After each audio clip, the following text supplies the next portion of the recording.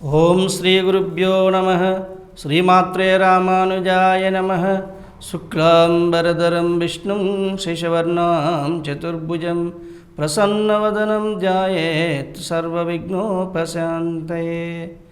వసుదేవసుతం దేవం కంచచాణూరమర్దనం దేవకీ పరమానందం కృష్ణం వందే జగద్గురుం.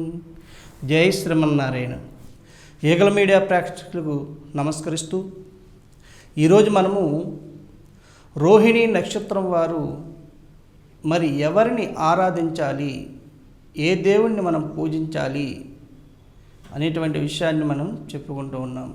రోహిణి నక్షత్రాన్ని జన్మించినటువంటి స్వామి శ్రీకృష్ణుడు. అయితే ఈ రోహిణి నక్షత్రాన్ని పుట్టిన వారు ఎవరైనా సరే ఆ యొక్క రాధాకృష్ణుల్ని అర్చించాలి. శ్రీకృష్ణుని ఆరాధన వల్ల మీకు ఉన్నటువంటి సమస్యలన్నీ కూడా తొలగిపోతాయి. ఆ శ్రీకృష్ణుడు సాక్షాత్తు జగద్గురువు అయిన జగత్తుకే ఒక గురువు అన్నమాట.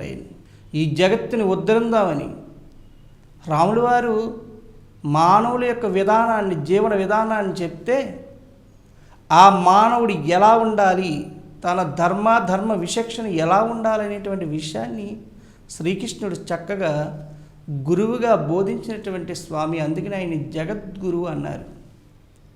జగత్ అంతటికి కూడా ఆయన ఒక బోధ చేశాడనమాట. ఈ విధంగా మీరు జీవన విధానాన్ని సాగిస్తే చక్కనైనటువంటి అనుగ్రహాలు పొందుతారు. లేదా ఈ విధంగా వెళ్ళారంటే మరి అతల పాతాళానికి వెళ్ళిపోతారు అనేటువంటి విషయాన్ని ఎక్కడికక్కడికి విడమించి చెప్పినటువంటి స్వామి ఆ శ్రీకృష్ణుడు.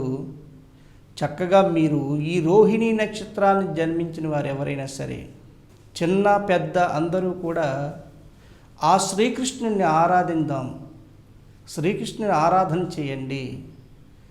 మీరు ఎక్కడ శ్రీకృష్ణ ఆలయం లేదండి మేము వెళ్ళడానికి, మేము ఎలా అని అనుకుంటే చక్కగా మీరు ఆ రాధాకృష్ణుల యొక్క పటాన్ని తెచ్చుకోండి. శ్రీకృష్ణుడు లేదా గోపాలకృష్ణుని పటం తెచ్చుకోండి. ఆ గోవు దగ్గర ఇలాగ పిల్లన గ్రోవి ఊదుతూ ఉంటాడు స్వామివారు. అటువంటి పటాన్ని తెచ్చుకోండి. చక్కగా ఈ స్వామివారికి సువాసన భరితమైనటువంటి పుష్పాలు మాలికగా కట్టి స్వామివారికి అలంకరించండి.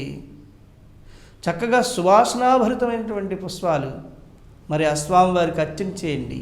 ఈ స్వామివారికి ప్రీతికరమైన పదార్థం మరి లడ్డు ప్రసాదం, లేదా రవ్వ లడ్డు, మామిడి లడ్డు ఏదైనా చేయొచ్చు.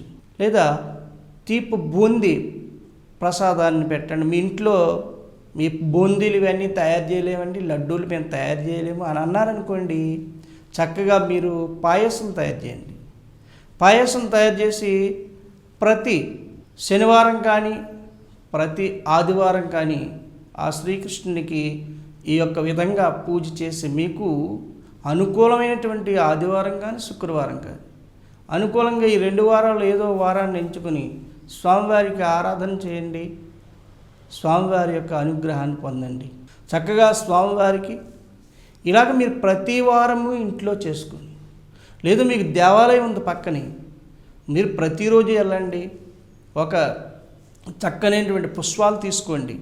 ఆ దేవాలయానికి వెళ్ళి ఆ స్వామివారిని తలుసుకుంటూ వాసుదేవ, పరమాత్మ, శ్రీకృష్ణ, గోవింద ఈ విధంగా ఆ స్వామివారిని తలుసుకుంటూ ప్రదక్షిణ చేసి, మీరు ప్రదక్షిణ చేసినప్పుడు మీరు పట్టుకెళ్ళిన పుష్పాలను ఒక చోట పెట్టి, ఒక ప్రదక్షిణకు ఒక పుష్పం అలా పెట్టి ఆ పుష్పాలన్నీ కూడా జత చేసి ఆ దేవాలయ అర్చకులకు ఇచ్చి చక్కగా మీరు పట్టుకెళ్ళిన పండు ఫలం ఇచ్చి స్వామివారికి అర్చన చేయించుకోండి. లేదా మీరు వారానికి ఒక రోజైనా అర్చన చేయించుకోండి. రోజు స్వామివారికి ప్రదక్షిణ చేయండి, పుష్పాలు ఇవ్వండి స్వామివారికి అలంకరణ కోసం. ఈ విధంగా మీరు స్త్రీ పురుషులైనా సరే, విద్యార్థులైనా సరే, వ్యాపారస్తులైనా సరే, ఉద్యోగస్తులైనా సరే, ఎటువంటి ఇబ్బందులున్నా వారికి, ఒకవేళ సంతానం కలగట్లేదు వివాహం అయిన తర్వాత అన్న వాళ్ళు కూడా ఈ యొక్క స్వామివారిని సేవించండి. ఈ రోహిణి నక్షత్రం వారు ఇంపార్టెంట్గా మరి ఈ కార్యాన్ని చేయండి, ఈ పూజను చేయండి. మరి ఇలాగ చేసినట్లయితే ఆ స్వామివారి అనుగ్రహం ఖచ్చితంగా కలుగుతుంది. మీరు అనుకున్నటువంటి కోరికలన్నీ కూడా నెరవేరుతాయి. మీరు అనుకున్నటువంటి ప్రతి సమస్య కూడా తీరిపోతుంది. చక్కగా సుఖశాంతులతో ఉంటారు ఆ స్వామివారి యొక్క అనుగ్రహం వల్ల. ఈ యొక్క రోహిణి నక్షత్రం వారు ఈ విధంగా స్వామివారిని సేవించి సకలైశ్వర్య భోగభాగ్యాలతో తులతోగాలని చెప్పి భావిస్తూ మీ అందరినీ కూడా కలియుగ దైవము ఎల్లవేళలా రక్షించి కాపాడాలని చెప్పి ప్రార్థిస్తూ లోకా సమస్తా సుఖినో భవతు.